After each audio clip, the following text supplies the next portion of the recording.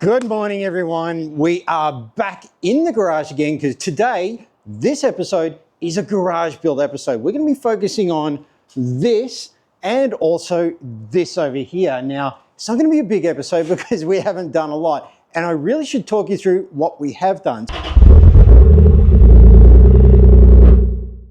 As you can see out here, we've got a big single garage door. I covered that in my other video. So single garage door went in, we ripped out the old concrete pillar that was here. It's gone, widened this whole thing out, and it's now a wonderful big open space. But we didn't stop there because we kind of went a little more double focused, because as you can see here, we've got a rear garage door as well. Now, so we kind of have a double focus and a double purpose here.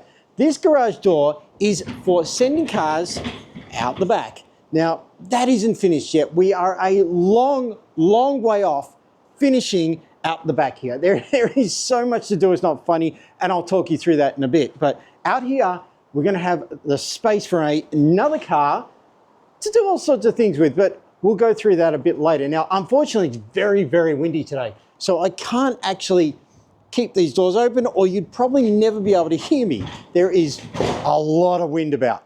But for now, we're focusing on the garage. Now, as you know, we've got two cars to put in the garage at the moment. The first one is this, the 1994 twin turbo 6-speed manual Toyota Supra. The other is the Kia Stinger. And then one of the downsides of the Kia Stinger is well, that thing is a massive car. It literally is almost S-Class size. And when you want to put that into a garage like this, well, you run into a big problem, because unfortunately this is just enough, but it does go. We do get the car in.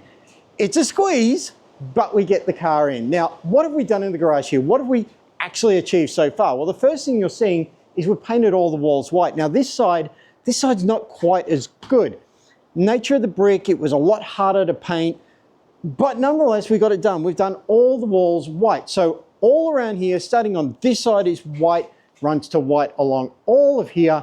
And as you can see, we did white on this wall as well. And that was both a form and function decision. Now, the reason we went white, and we did white on everything, we've done all the cabling white, we've painted all of it, yes, the switches, the sockets, everything we could, we painted white. Number one, we wanted it all blend together, just like one big slab of white wall. The other reason is white is fantastic for bouncing light around. If you've seen my other videos, you'll know what I'm talking about. There's so much more light in here now by doing this all white, and that includes the door. Now, this door may not even stay. We may change it, get rid of it, but it had to be white as well, and we've got tons more light in here. In fact, you can see it on this video. It's so much brighter. White shows off shapes, colors, and contours very, very well. The old brick that we had here, the old brick, well, it just looked dated. It looked terrible. It was awful. I didn't like it, and it was really dark. So painting all this white now gives us the ability to work better, because we can see better. We can see what we're doing under the cars. We can see what we're doing in the cars. It's just a million times better. So that's the reason for white. Now, as I mentioned, we've done the door here, we've done the big door to the rear, we can drive the cars through, but that's just the start of what we want to do in this garage, because the next problem we've got is down here. This floor. This is the next thing we've got to do. The floor, well, it has to change. We have to get rid of this look. It's a good floor. It's a concrete floor. It's very strong. It's in great shape. We just can't work with it anymore because it's just, unfortunately, it looks horrible and it doesn't reflect light very well. So that's why we're going to be painting this floor a different color. Yes, we're going to go with a different color. Now you might think, so you're going to paint it white as well? Hell no, we're not painting this floor white. We're painting it a slate gray, very similar to what you see here. Now you might say, well, that's not going to reflect light very well. It will, because this is going to be a semi-gloss floor. It's going to be partially epoxy. We've got the paint, we're going to put it down, and we're going to have one hell of a good looking floor when it's done. Unfortunately, I've got to do it one stage at a time, so hopefully today I'm going to get one half done, and then we'll do the other half. It's going to be done in stages. And it doesn't end there, because, well, that's just the walls, and that's just the floor. And there's a lot more else to do in this garage. Let me show you what I mean. Now, in order to get this garage into what I call a hub. I want to turn this place into a full-blown automotive hub. I want it to look really cool. The problem in doing that is, well, it's just not big enough for it. It's a good big garage. We've got the big rear double garage door. We've got these wonderful white walls, but it's just not even close to where we want to be. We're going to do this floor, as I mentioned. Then we've also got to think about lighting and up there, because up here, well, it's a mess up there. That's a hell of a mess. We've got to fix all that up. So my plan is to actually paint most of these beams, most of the rafters, most of the beams. We're going to try and paint them all. In fact, I'm even going to consider trying to paint right up all the way to the very top, because it's so dark up there.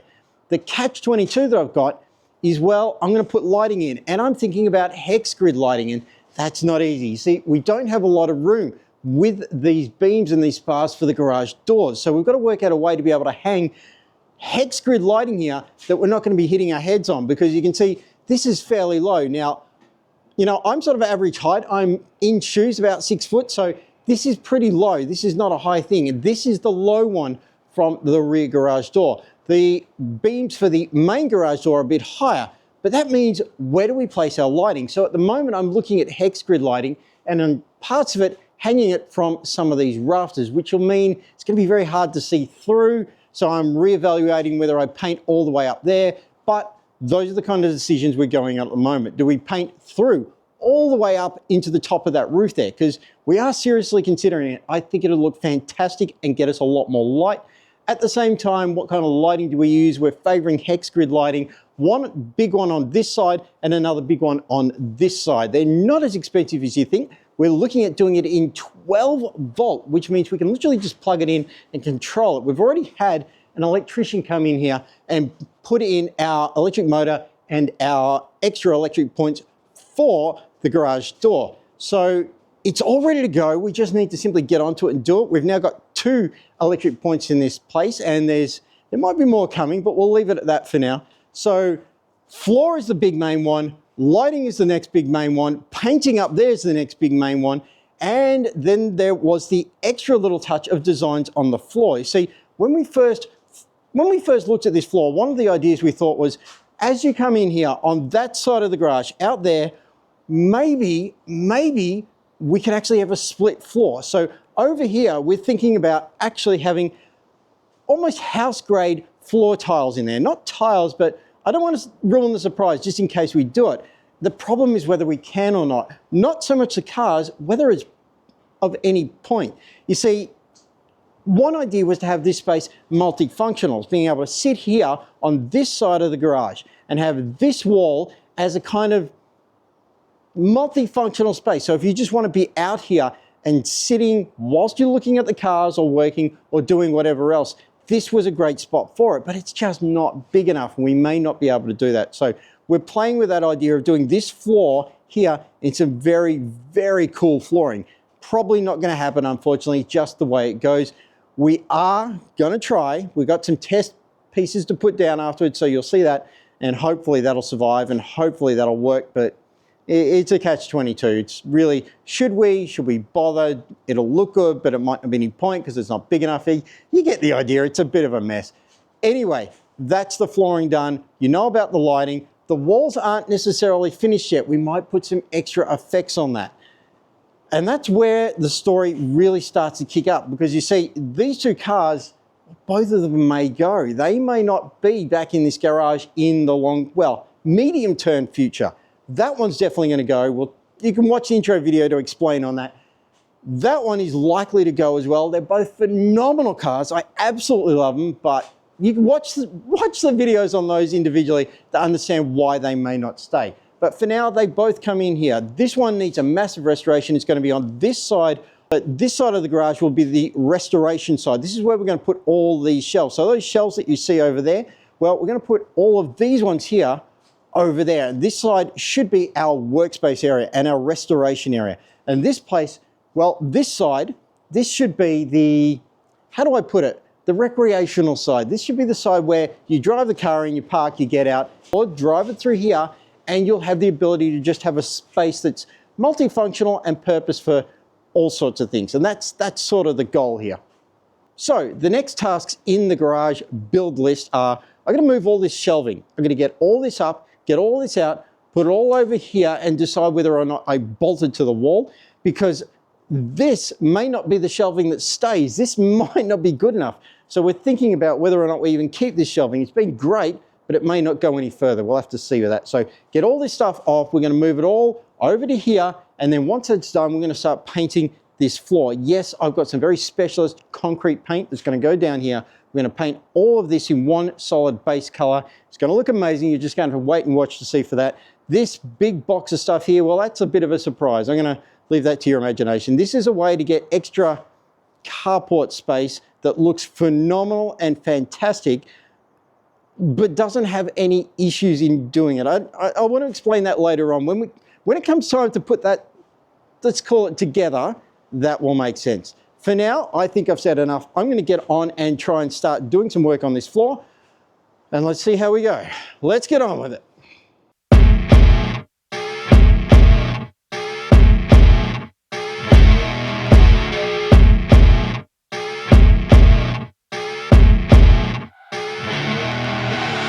I see her rolling up, Uber black Cadillac, high heel boots and a sexy body full of tats. Baby's bad, oh baby's hella bad. After her there ain't no coming back. Wanna take a run at that. I think she's feeling me, turn it up a few degrees. My imagination of her body gets the best of me. Oh gosh, she's such a tease, bitten lips, bruised knees. I'm addicted to her. Right, okay, let's get a garage update going because, oh, we've run into some problems. We have run into some very annoying, frustrating, almost disaster grade problems with this garage.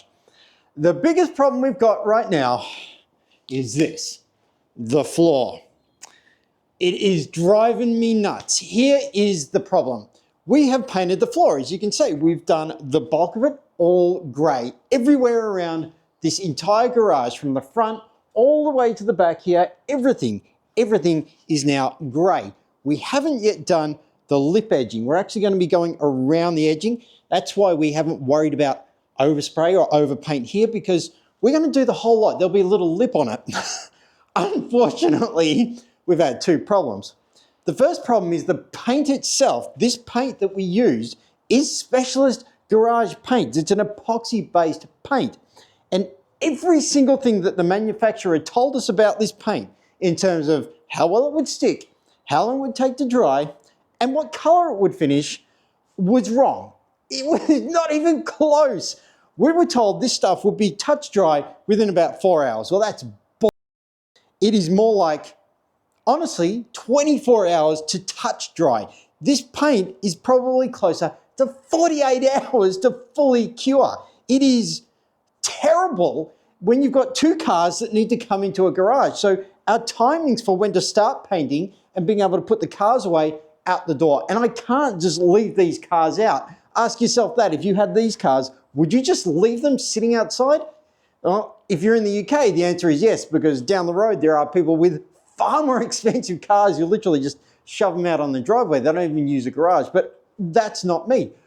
I'm a car enthusiast. These belong in here and I want to be able to put them in here, and it's kind of hard when the paint itself won't dry in time to bring a car in. Now, I ran out of choice. I had to bring those cars in before it dried. As you can see, there are spots here, here, and over here where the cars, well, they ruined the paint. So now I've got to do it again. But the worst problem, the biggest problem we got was we bought 3 cans of the same garage paint.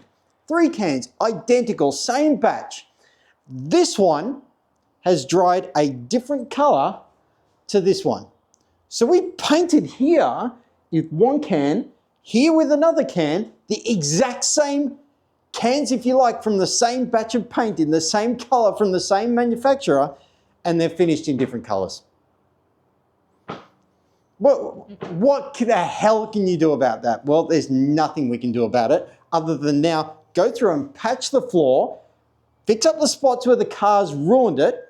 It should dry a lot quicker now, and then once that is done, I've got a 3rd can of paint to hopefully get over the whole thing in 1 coat. But now we've got to figure out the timings of that, because Well, I've got to work out a way to get it down. So I'm probably gonna have to start at 7 o'clock in the morning or 6, get the whole thing painted and cross my fingers that within 12 hours, I can drive a car on it.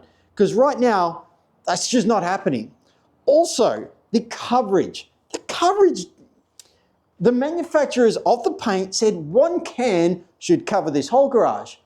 What a load of garbage, because it didn't even go close. In fact, 2 cans, we went through 2 full cans just to get this down, and it's still not enough. It's going to need more. So realistically, the manufacturers can't tell us the coverage of their paint, they can't tell us the color of the paint, and they can't tell us the drying time of this paint. It's a disaster, and we're just having to work around it.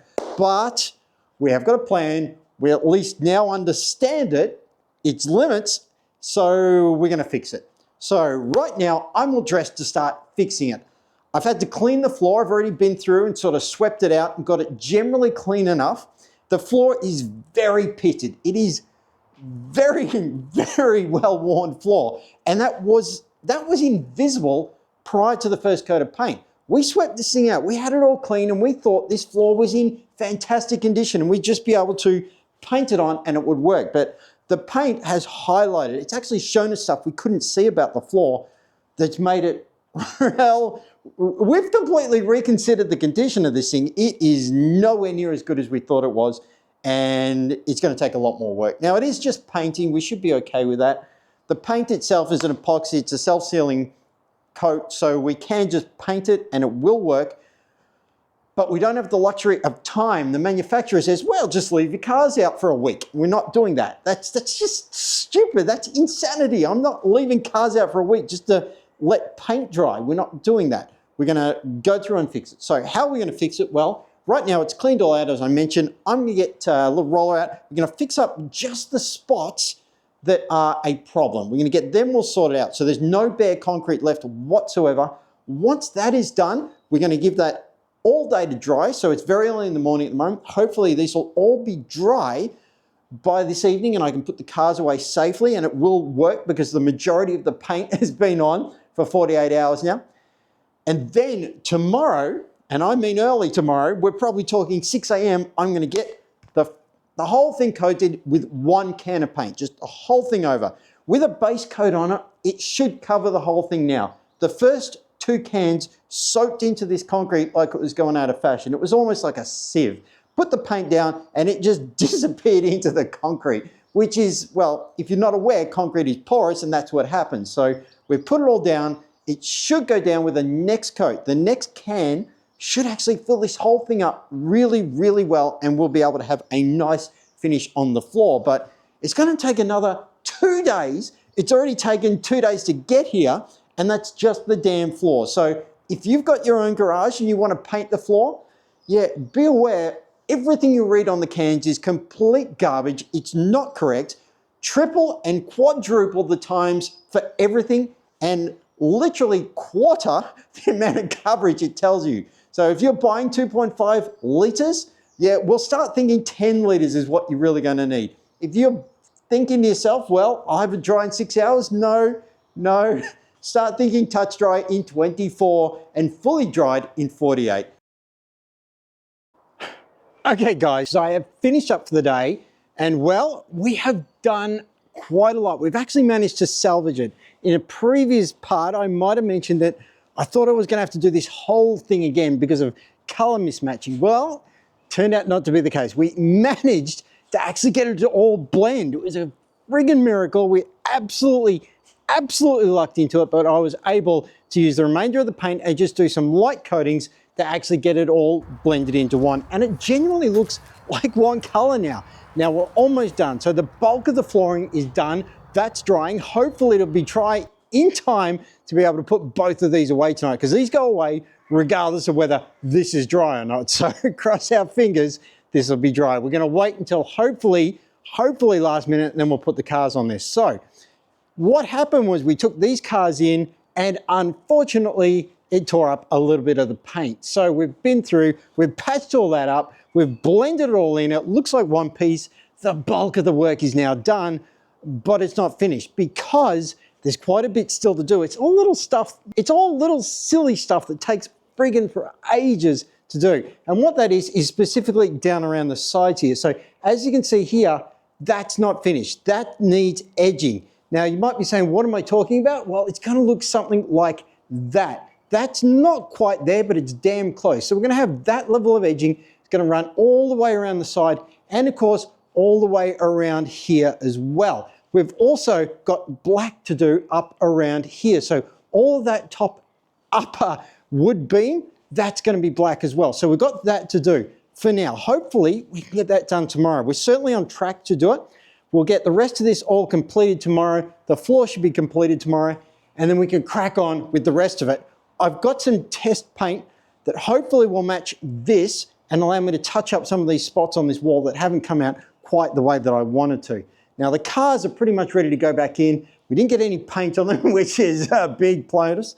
I've had a cover over that, so we didn't get any paint on them, and the garage is effectively ready to go in terms of basic usage, but it's not done. So obviously tomorrow we get all the edging done, we get the bottom of the flooring done. We will start looking at lights. We're probably going to order lights very soon. We are really considering whether or not we paint this door and the one back there because, well, they don't look that good. That's just a metal end, but it could look better in a different color. What color? So we're modeling that on the computer. We do have a CAD model to try and work out how these are going to look in a better view. Obviously, we're working out whether we panel that or whether we paint all of this up there. All of that's to come, hopefully in the next episode. We should have some decisions made as to what exactly we do. But for now, we've got the white walls, we've got the floor all done, we managed to salvage it, and it's looking absolutely brilliant. The tap, as I might have mentioned before, it's got to get a cabinet over it, can't do anything about it, it's fixed. Thank you to the previous owner for sticking that there and fixing it. We don't have a choice, we're locked in with that. We've also got an electrician to come in so we can start booking and scheduling that on that side as well as that side. So yeah, there's quite a bit of work to do here. We are well on the path. Hopefully that's giving you an insight as to what we're doing. And of course, there's so much more. So lighting, and of course we're doing some special features. Now I have decided to do that. I threw it out and I had all sorts of crazy plans. You might remember, I mentioned about that side of the floor being all vinyl tiled. Yes, the same as you find inside a house. And the idea was actually to flow it into the house, make it feel like an extra room. But we're not going to do that anymore. It's not because we can't, it's not because we don't think it'll work. It's because of simply visual functionality. You see, this room is just not big enough when you're in here for it to make any serious dent. Like we could do all sorts of crazy flooring in here, but there's just no point when unfortunately, no matter what you do in here, you won't really see it. You won't really be able to appreciate it. So what we decided to do is we're going to go down a little bit more of a, because race car feel. And there's going to be some lines. Let's just put it that way. We're going to have some lines down there and some lines down here. They're not going to be ordinary lines. They're going to be really in your face race car grade stuff. So watch for that as we go forward and put that in. So the flooring, floor markings, the walls need covering, the shelves need covering, the lighting needs doing, all that's coming up in the next one. Hopefully for now, hopefully you've seen we're on the track, we're getting somewhere with this. I really hope you're going to be able to see it for the next video, how much further we get, because it's going great and I can't wait to get on with this. So for now, thank you so much for watching. If you have enjoyed any parts of these videos, don't forget to subscribe, like, and comment. I'm going to leave it there. Thanks for watching.